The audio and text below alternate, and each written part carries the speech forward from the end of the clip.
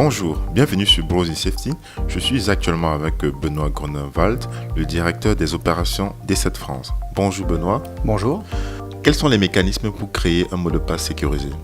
Alors, il existe plusieurs règles pour avoir un mot de passe sécurisé. En entreprise, ces règles sont données par l'administrateur, qui va vous obliger, par exemple, à mettre plus de 12 caractères, à le changer tous les 3 mois, à devoir ne pas utiliser le même mot de passe sur plusieurs comptes, et ne pas réutiliser des mots de passe que l'on a déjà utilisés.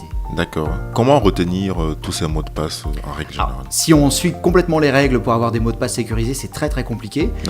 Il y a 2 écoles. La première école, c'est l'école artisanale, on va dire, c'est-à-dire que vous faites des bases de mots de passe et vous les retenez par votre mémoire. On peut imaginer par exemple que vous utilisez toujours le même début de mot de passe, 5, 6, 10 caractères, et que vous rajoutiez des caractères en fonction du site web ou des chiffres. Après, c'est à vous de trouver votre propre méthode.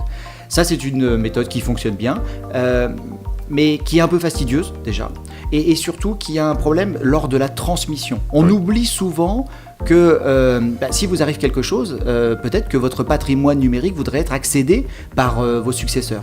Et dans ce cas-là, si vous suivez bien les règles, vous utilisez un mot de passe par service, eh bien il va falloir qu'on devine tous les mots de passe, et c'est très compliqué.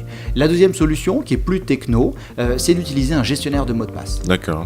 Alors vous avez le choix en gestionnaire de mots de passe, vous avez des gestionnaires de mots de passe gratuits, open source, tels que KeePass, qui fonctionnent bien, et dans notre suite premium, nous proposons également un gestionnaire de mots de passe qui va pouvoir être utilisé sur vos ordinateurs fixes, mais également en déplacement sur votre tablette iOS ou votre smartphone Android. D'accord. Concernant la double authentification, il faut utiliser par SMS ou alors par clé USB ? Alors, vous avez plusieurs solutions, aucune n'est meilleure que l'autre. Le SMS et la clé USB sont 2 méthodes d'authentification fortes, fiables.